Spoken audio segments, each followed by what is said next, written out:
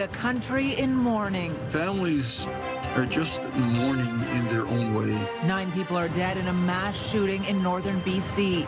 The shooter and 5 students and 1 teacher dead at a secondary school.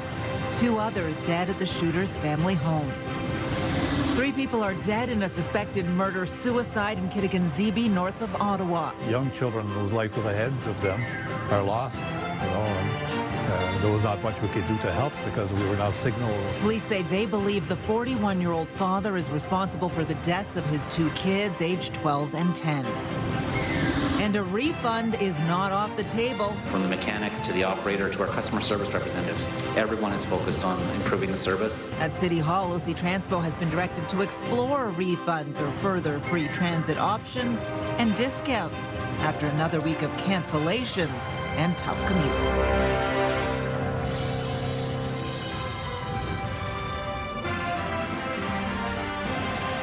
It's obviously a very difficult day for the nation. This morning,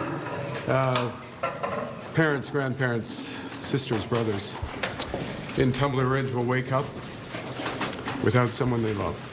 The nation mourns with you. Canada stands by you. An emotional Prime Minister speaking to what all Canadians are feeling tonight. Good evening. The nation is grieving this evening as we learn more details about one of the worst school shootings in the country's history. Multiple people were killed, including students in a small town in British Columbia and just north of Ottawa. 3 are dead, including 2 children, after an overnight incident. We'll have more on that shortly, but we begin in BC, and a warning: the details in both of these stories are distressing. So here are the latest details on the mass shooting. 9 people are dead, including the suspect, 1 teacher, 5 students, and the suspect's mother and brother, all killed. At least 25 others were injured. The suspect has been identified as Tumbler Ridge resident, 18-year-old Jesse Van Rootselaar. Tumbler Ridge is a small northeastern BC town with a population of around 2,400 people.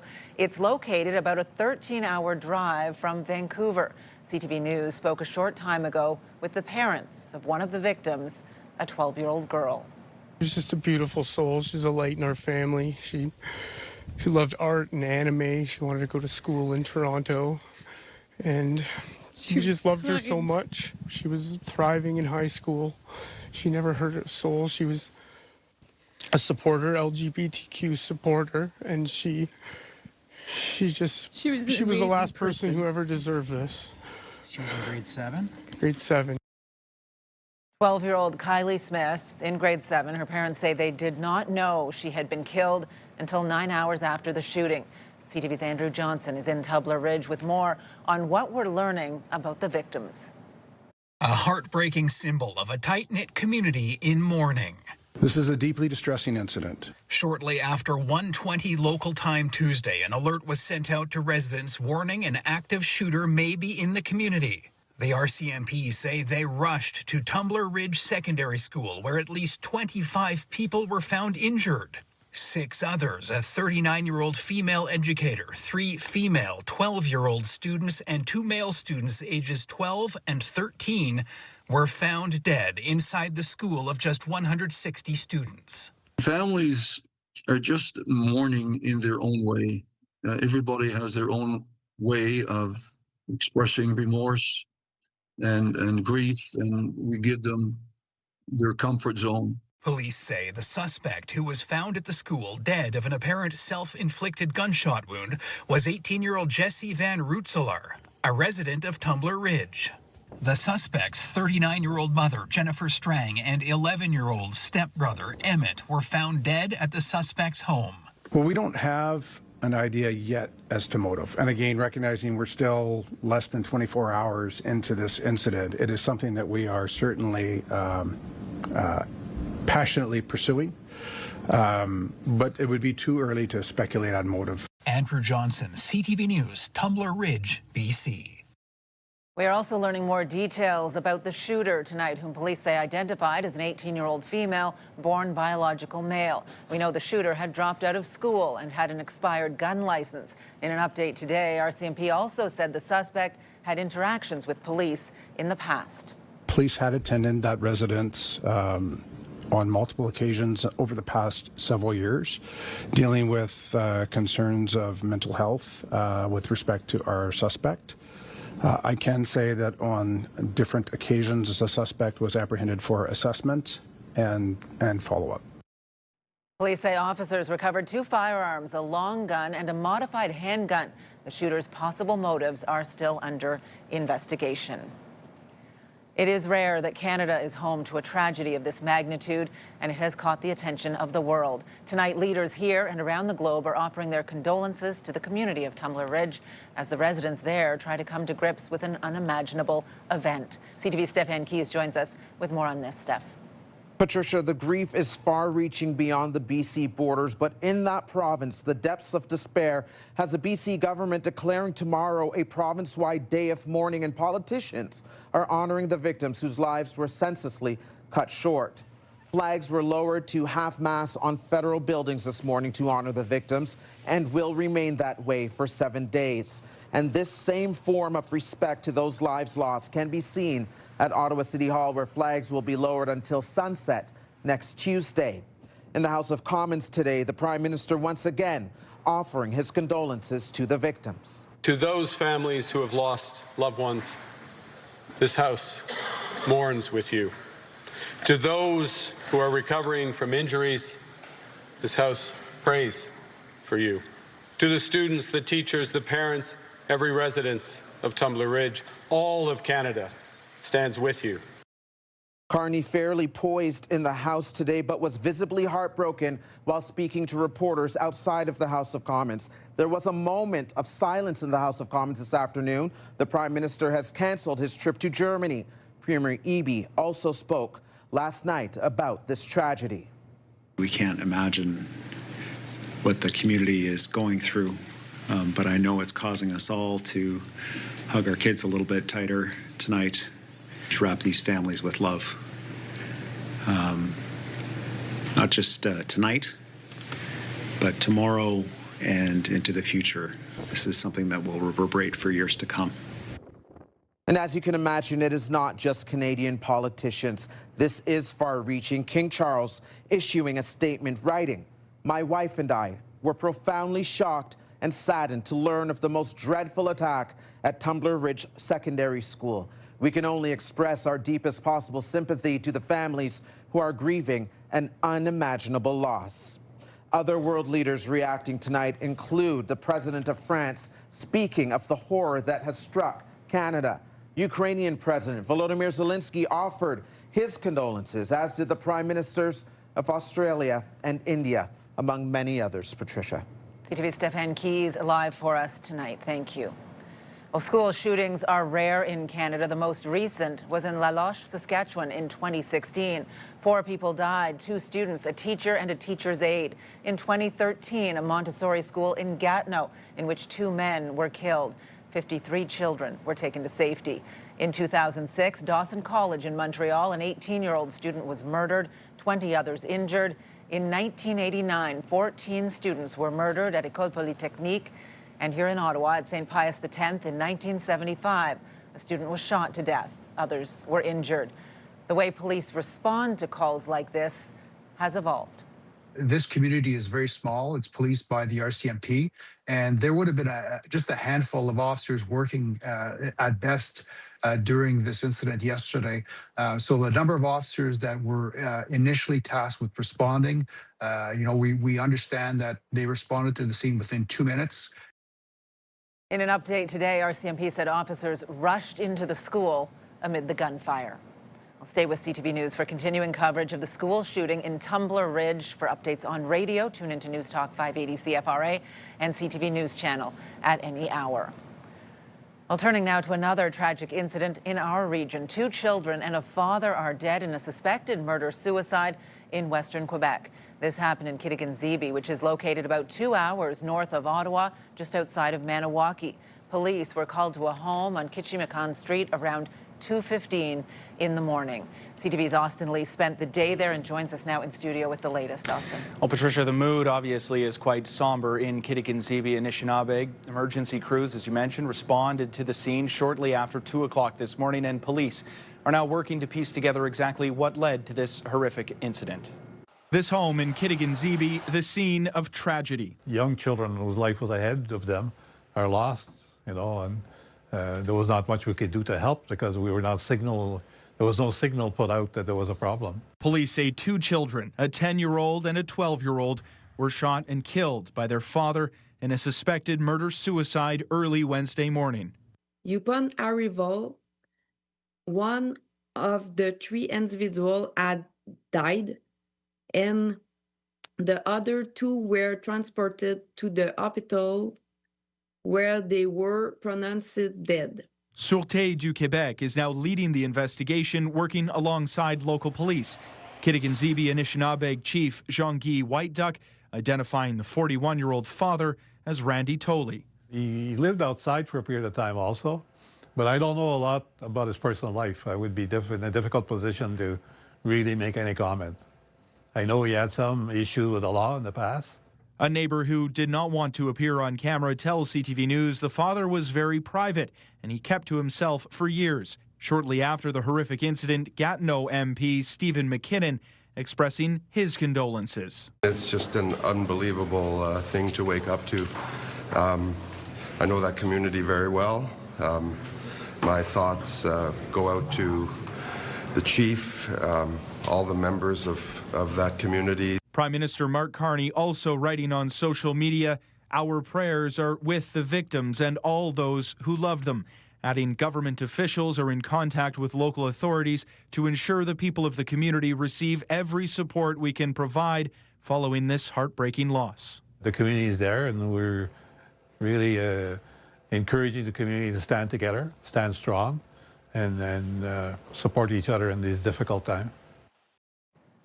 Quebec Premier François Legault also taking to social media today, saying he is deeply saddened by what happened overnight, and he offered his condolences as well to the Anishinaabe Nation, the family members and loved ones of the victims. Patricia. CTV's Austin Lee live for us tonight. Thank you. And we know the news today can be difficult to hear. If you need to talk to someone or you are struggling with a mental health issue, know the Distress Center of Ottawa and region is available 24/7. You can call that number 613-238-1111. Also later in the show, we're going to talk to an expert from the school board on how to talk to your kids if you want to have that discussion with them. Oh, we have breaking news tonight. 2 people are in hospital after a shooting in the Manotick area. We have a live shot from the scene. There is a large emergency presence there this hour. The shooting happened at Bankfield and Prince of Wales around 4:30 this afternoon. According to paramedics, 1 man suffered life-threatening injuries. Another victim was brought to hospital in stable condition. Police have not released any information about suspects or arrests, but say there is no threat to public safety. A potential break for transit riders could be coming. City councillors voting today to explore options to offer refunds or discounted future service as OC Transpo users face another week of bus cancellations and shorter trains on LRT Line 1. CTV's Leah Larocque joins us now with more on this, Leah. Well, Patricia, OC Transpo's fleet of buses is old. Some of them are close to 20 years old. And a lot are breaking down, and replacement buses are trickling in very slowly. On top of that, Line 1 is still running shorter cars because of an axle problem. Councillors want to see what they can do to give riders some relief. Any bus that goes into Vanier will be about a half hour late. The clock ticks by for Dan Ryan. It was supposed to be here at 10 after. What time is it now? 31. He says the service is terrible and riders deserve a financial break.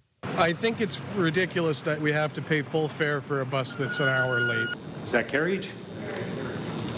Council voting to look at ways transit users could be compensated. Options like refunds, capital improvements, or discounted future service. Staff will make suggestions in May.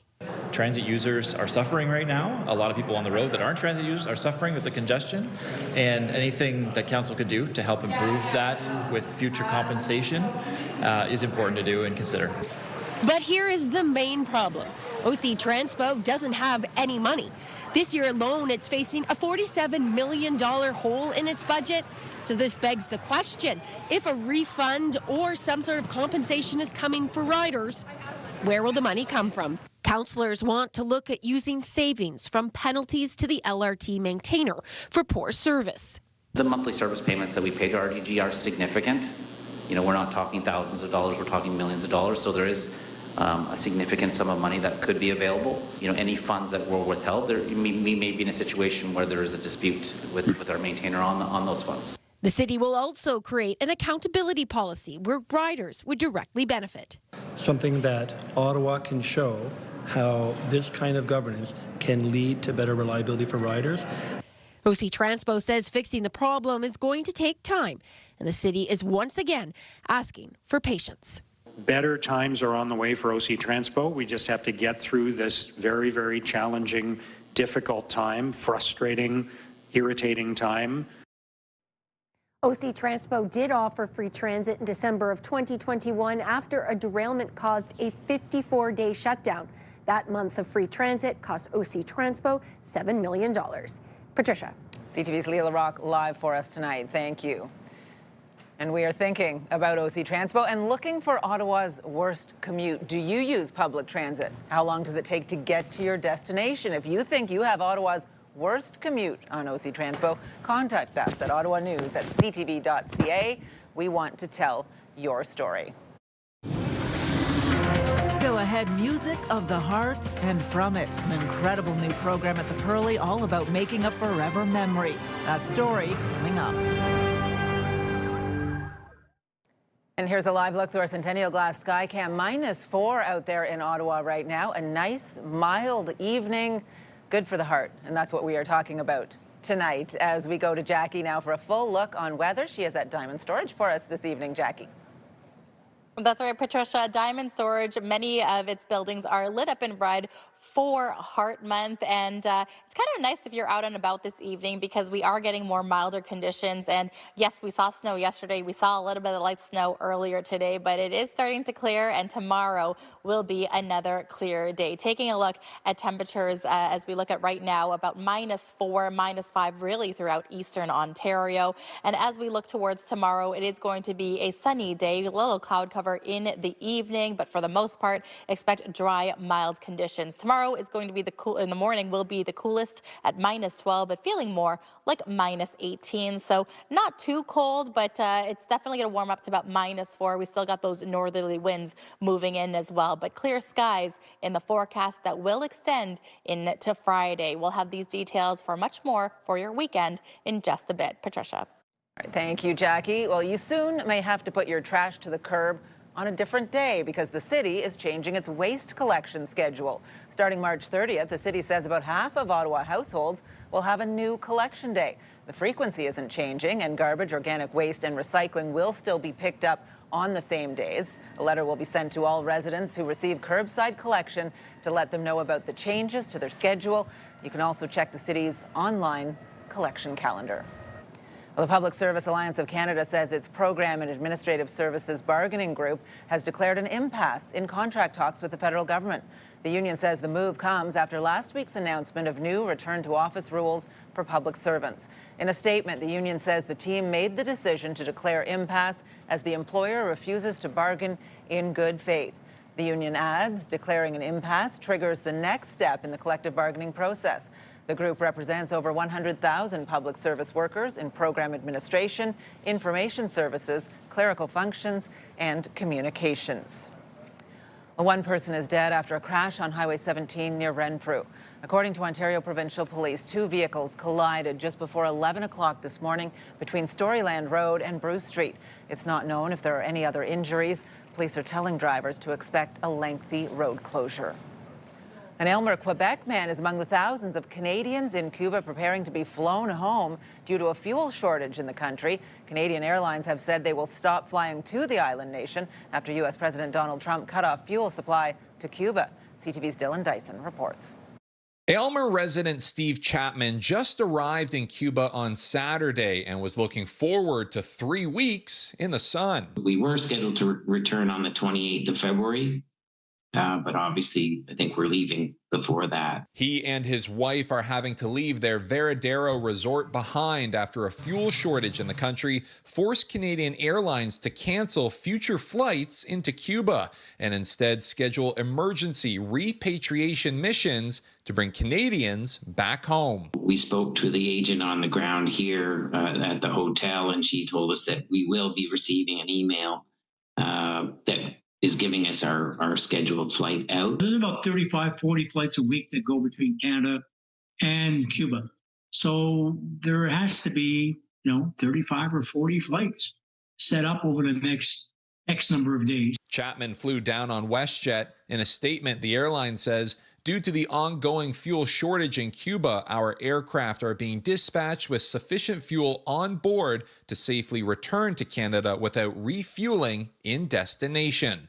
As of Monday, Global Affairs Canada said there were approximately 7,200 Canadians registered in Cuba.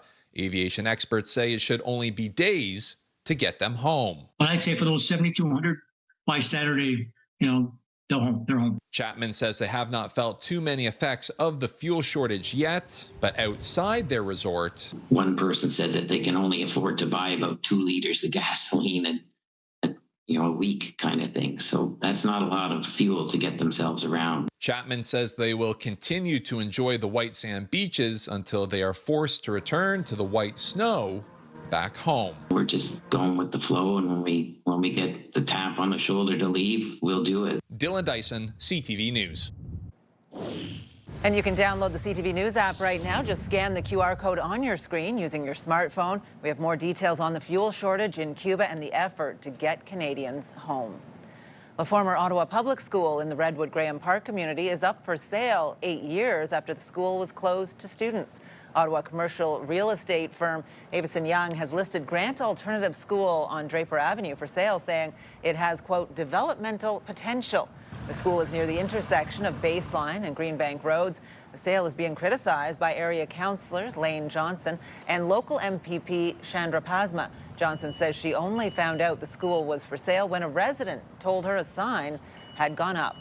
It used to be that when a school site came up for sale, the municipality had a right of refusal, and there was a formal circulation process. And in this case, that did not happen. And so, we only found out about it through a private listing.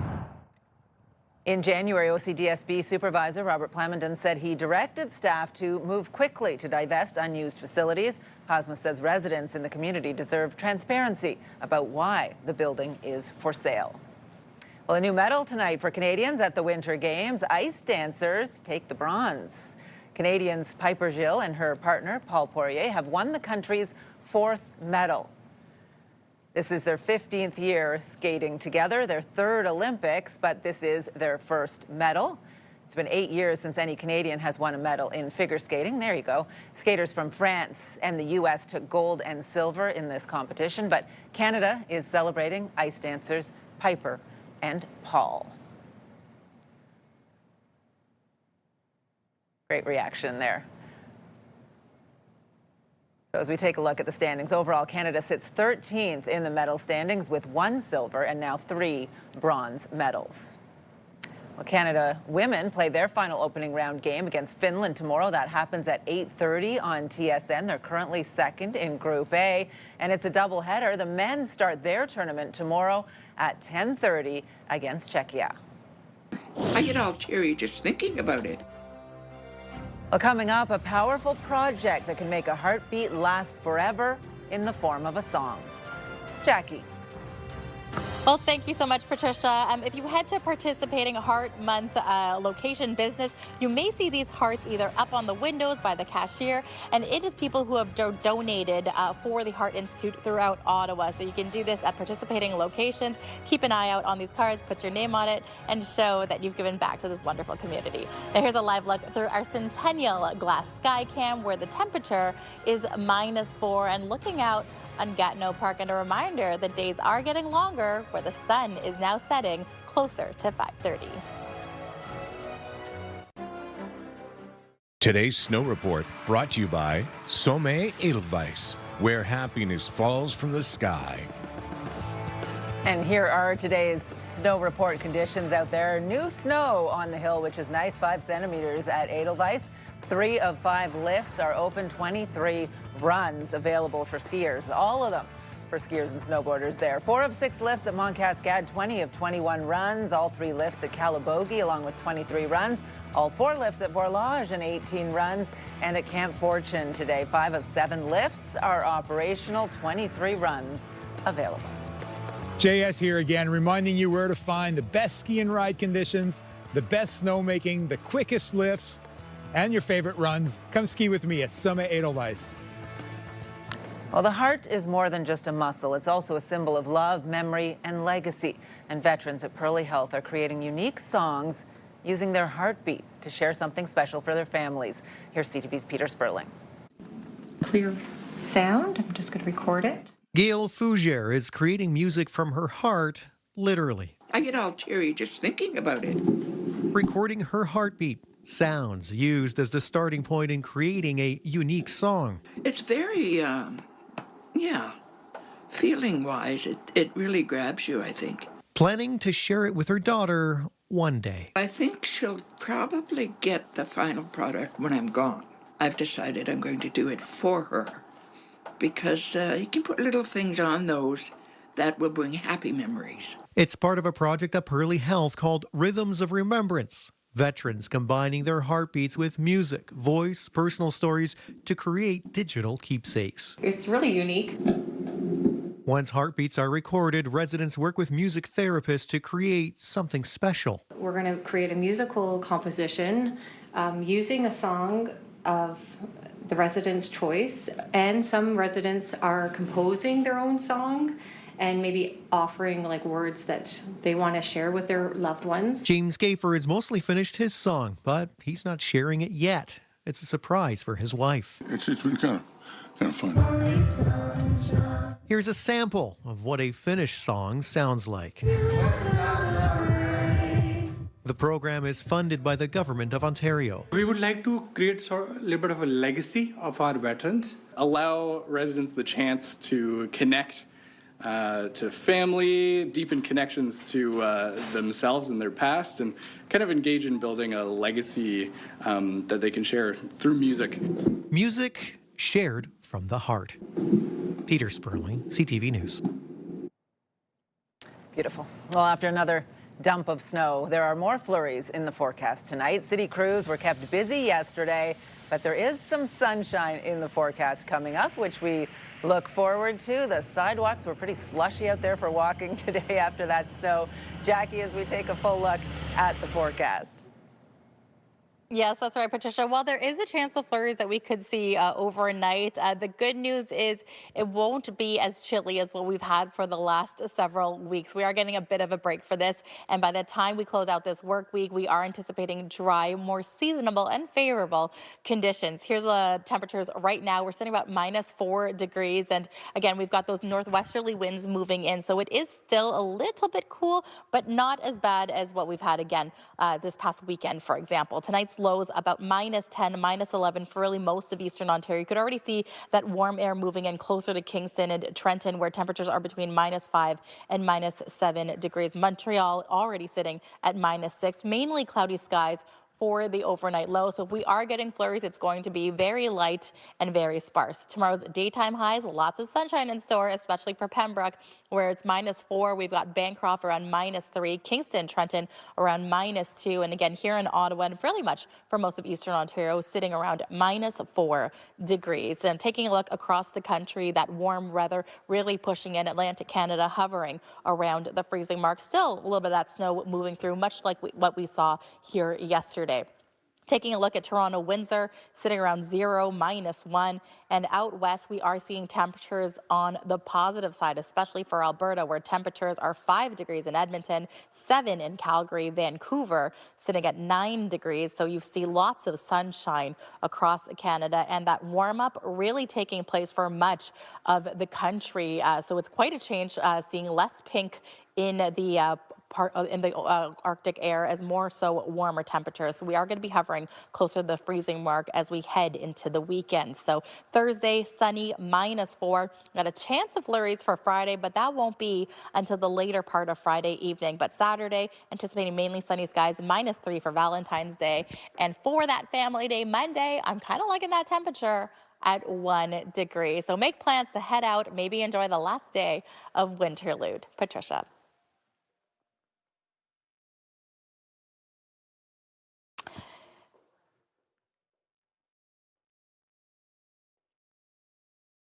And this Valentine's Day, you could actually express your love with charm diamond centers for the timeless classics to dazzling statement pieces. And there's something for every love story. We want you to celebrate that amazing person in your life. All you have to do is enter for your chance to win a $2,500 gift card to Charm Diamond Centers. Scan the QR code on your screen to head over to ctvottawa.ca to enter now. Wishing you the best of luck. All right, Valentine's Day around the corner, loving the warmer temperatures and also lots of activities to do. Final weekend of Winterlude as well. Patricia.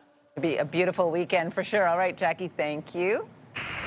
Well, still ahead, there's a new business opening up on Bank Street that has the neighborhood talking.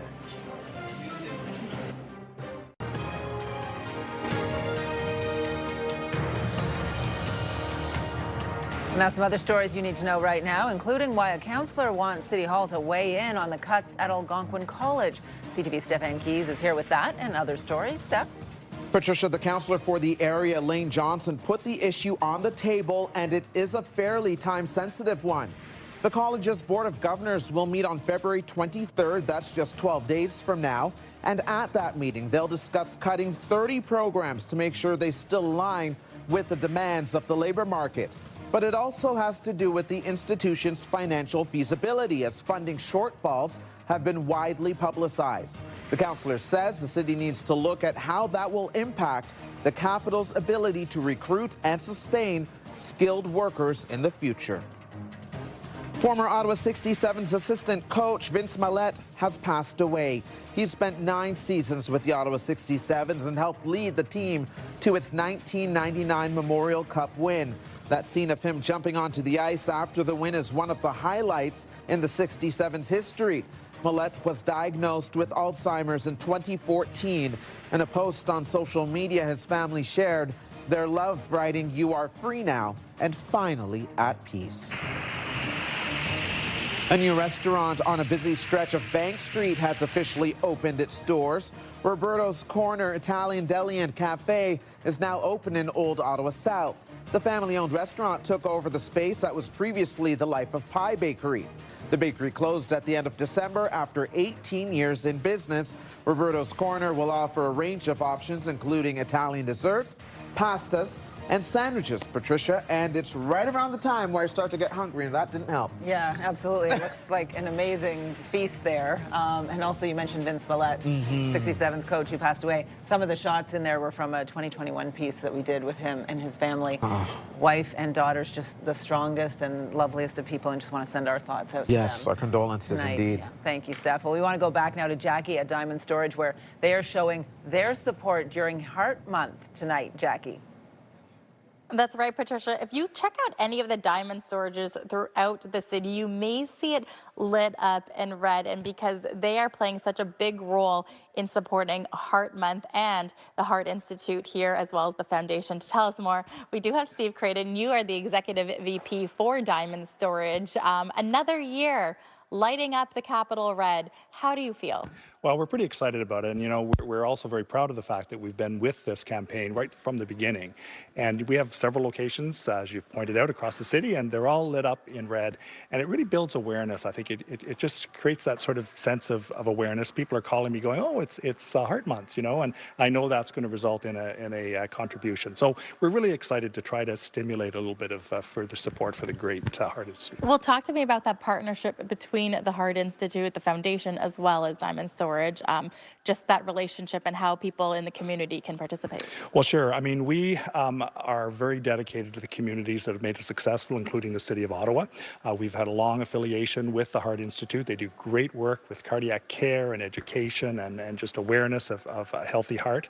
And it's just something is part of our DNA. We give a lot back to the local communities, and we try to do everything we can do to promote good initiatives, just like the Light Up the City Red initiative. So it's great. Well, thank you so much, Dave. I actually quickly want to bring in Leanne Lang here. You are the president of the Heart Institute Foundation. We are in the middle of February now. What does this mean to you, the support, not just for here for Diamond, but for across the city as well, for the support you've been receiving? Yeah, it's been amazing, and thanks to Diamond. They've been fantastic over the course of the last couple of years, and it has launched into hundreds of other businesses taking part. And then keep in mind, really, this is our $1 million month, and it's going towards groundbreaking research, innovative patient care, prevention, education, research. One of the big parts of the campaign this year was the 1 million Canadian hearts in screening, early detection, intervening swiftly. And so there's just so much information we want to be able to share. And just having this month to be able to build that awareness is fantastic. And I think Light the Capital Red has helped us do that as well. Well, thank you so much for taking the time. Again, Light the Capital Red happening all throughout the month of February. And on Wednesdays, we will be hearing these wonderful stories of how it connects us to not just the community, but the Heart Institute Foundation as well. Patricia, I will take it back to you in studio. All right, good stuff. Thank you, Jackie. The importance is that children feel safe. Well, still ahead, how to handle difficult questions at home if kids want to know about the school shooting in Tumbler Ridge. We have expert advice.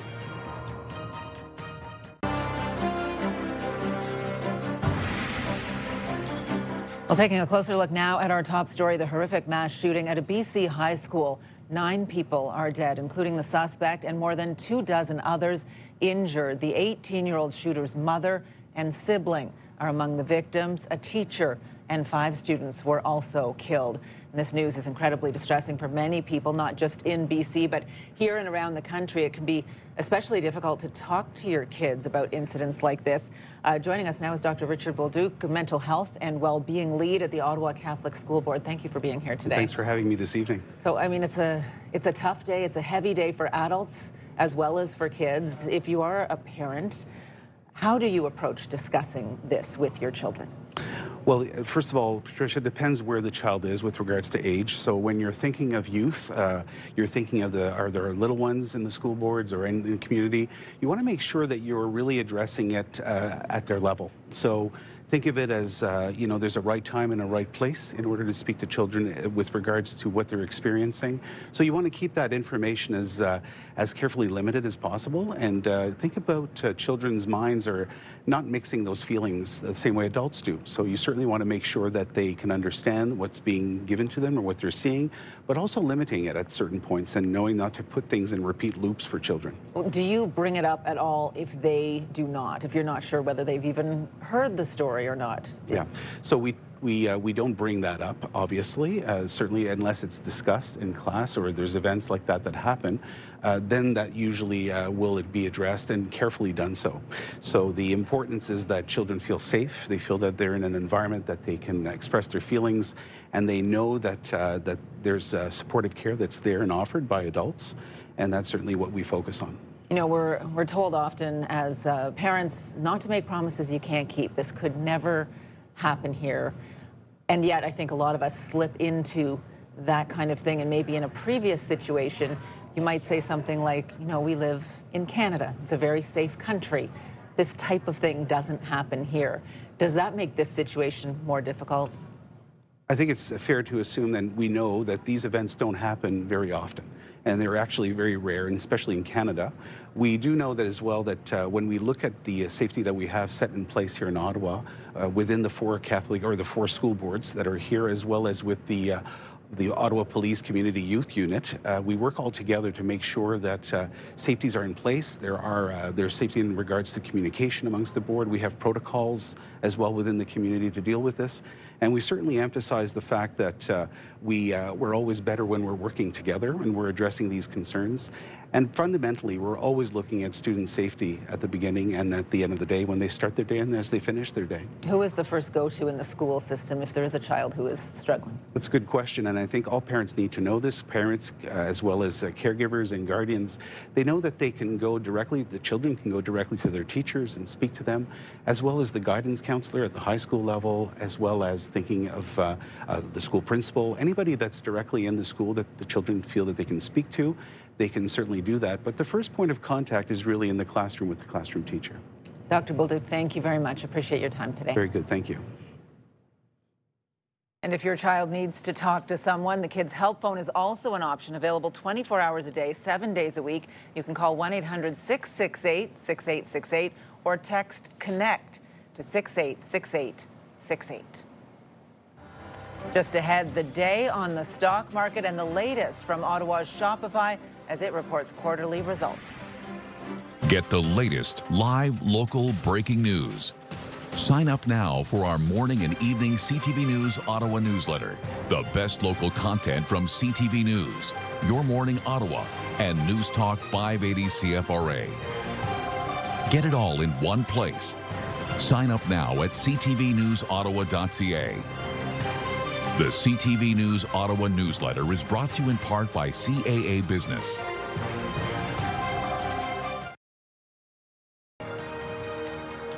February is Heart Month, and supporters of the University of Ottawa Heart Institute are helping light the capital red. Audi West, the Mark Motors Group, is participating in the initiative to help amplify and highlight the Heart Institute's work in cardiac care. And the Ottawa Airport Authority is also a strong supporter of the Ottawa Heart Institute. Doctors have saved and improved multiple lives in the Ottawa Airport's team. The water feature in the arrivals area is lit up each year. Well, Canadian company Shopify is the latest to report earnings. BNN Bloomberg's Marella Fernandez has more. Shopify reported its highest quarterly revenue ever of $3.7 billion U.S. That's up 31% from the same quarter in 2024. Still, investors weren't too impressed because the Canadian company did miss on another metric. The stock was down over 6% by the end of the trading day. Shopify is an e-commerce company. Here are the closing numbers for the day. The Canadian dollar is down to 73.68. West Texas Intermediate is up to 64.46. Western Canadian Select is down to 48.18. And the TSX didn't change much. It lost 2 points today. Those are your business headlines. I'm Marella Fernandez. Well, coming up, hey, big spender. We'll share where you can get a meal for $1 this Valentine's Day weekend. Jackie. Well, thanks, Patricia. Again, February is Heart Month. Several ways to raise awareness and give back. Next week will actually be a time and again where they will be baking up a storm. Cannot wait for this. Here's a live look through our Centennial Glass Sky Cam, where it's -4 degrees right now, showcasing Chateau Laurier, and they're showing their support for the Heart Institute by lighting their building in red.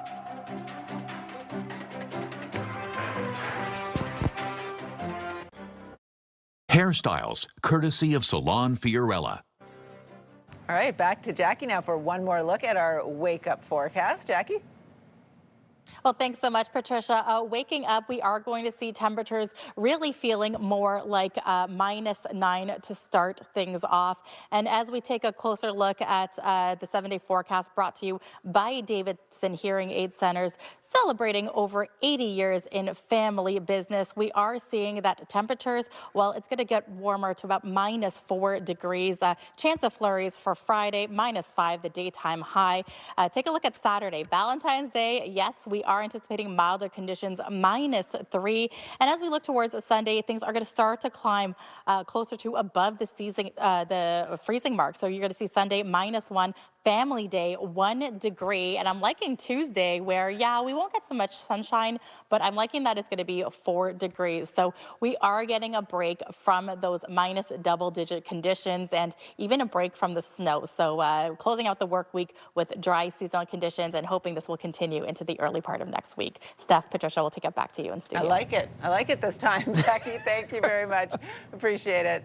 We want to check in and see what our news team will be working on tonight. Stefan Keys is on the desk for our 11:30 cast. Yeah, Patricia, tonight we continue to follow the crisis in Cuba, and Canadians should know this may not be a quick fix when it comes to the aviation fuel shortage. Tonight we're hearing travel officials say that no one should plan on going to the island nation for at least 2 to 3 months and potentially much, much longer. And we'll also be keeping an eye on a public meeting about the new landfill location the city just purchased. The first open house was scheduled to start at 6:30 tonight, but if you're in the East End and have an interest in going, it is scheduled to go until 8:30 tonight at Le Rendezvous des Aînés Francophones d'Ottawa at 3349 Navin Road in Orleans. Those stories and more tonight at 11:30, Patricia. All right, good stuff, Steph. Thank you. And finally tonight, any Valentine's Day plans? No, none whatsoever. You taking me out? I just might be ready to buy here, because if you're looking for somewhere to celebrate Valentine's Day, but you don't want to spend too much, this is a great option. IKEA is offering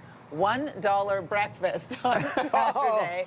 I'm okay with being a cheap date. Opening, yeah, absolutely, until 11 a.m. You can have 2 breakfasts if you like. The deal will only be available for IKEA family members, but it is free to join the members program, so I'm going to have to do that before I can take you there. Okay. The retailer says all proceeds from the breakfast will be donated to the Breakfast Club of Canada, which is nice. It provides nutritious breakfast to kids in schools across the country. I mean, this is great for parents. I always felt like Valentine's Day was way more about the kids in our house anyway, and they had so much fun with it. So yeah, a little outing on a Saturday to get breakfast. That's right. Not bad at all. Patricia Boal, the big spender. Can you still jump in the balls at IKEA? I mean, maybe not us.